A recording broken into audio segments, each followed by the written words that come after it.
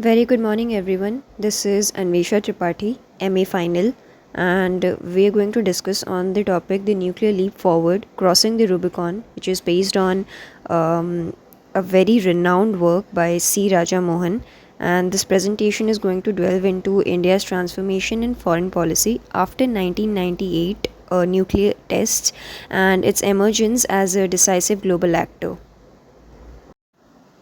So, the article discusses a very pivotal shift in India's foreign policy.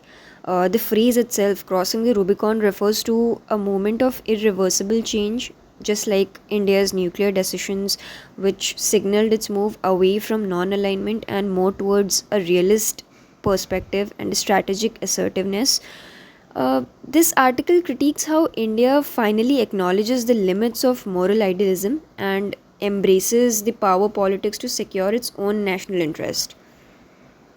So, post independence, India followed a non aligned path under Nehru, but the 1991 economic crisis and the disintegration of Soviet Union and the emergence of globalization created new challenges to the country, and India had to rethink its global engagement because the moralistic diplomacy was completely inadequate in the emerging multipolar world, and there was a need for more assertive and interest based policy.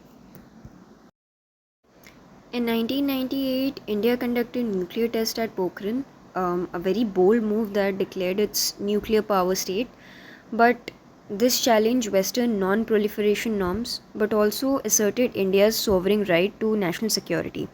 The international backlash, however, was very strong, but India stood firm, opening space for diplomatic negotiations, and eventually these tests helped India to gain its de facto recognition as a responsible nuclear power.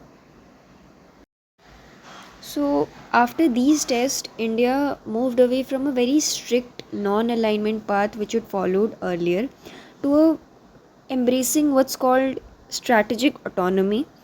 This allowed India to make flexible partnerships based on interest and not just ideology. So, the old Nehruvian idealism kind of gave away to a very pragmatic approach, helping it to adjust in a post Cold War scenario where alliances and influence it had become more transactional in nature. So India's relation with United States kind of evolved significantly after 1998. The 2005 Indo-US nuclear agreement was a landmark moment which acknowledged India's nuclear status without requiring it to sign the NPT.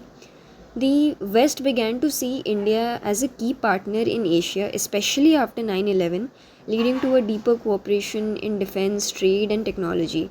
So, this engagement kind of enhanced India's global image. And so, while leaning towards the West, India also maintained its strategic partnership with Russia, particularly in defense and energy. Russia remained a very vital arms supplier and a supporter of India's nuclear energy goals. And at the same time, India began observing China's economic rise, drawing lessons from its reforms, export policies, and growth strategies. This combination of old ties and new inspiration reflected India's nuance and multi directional foreign policy. And regionally, even India took a firmer stand against Pakistan, especially after the Kargil war and frequent terror attacks. The nuclear deterrent gave it more confidence to act decisively. Globally, India began playing a very larger role in forums like the UN, G20, and the ASEAN. This wasn't just a prestige but also in the same time about to shape global norms. India's foreign policy became more proactive, focused on leadership and not just balancing greater powers. So, in conclusion, C. Raja Mohan's article captures a very historic turning point, especially the 1998 nuclear test, which didn't change India's defense policy but rather transformed its entire worldview. India matured its realist power using diplomacy, defense, and economic as tools of influence, and it crossed the Rubicon and never looked back. So, these insights are drawn from C. Raja Mohan's Crossing the Rubicon and the official sources on India's nuclear and foreign policy. Thank you for listening.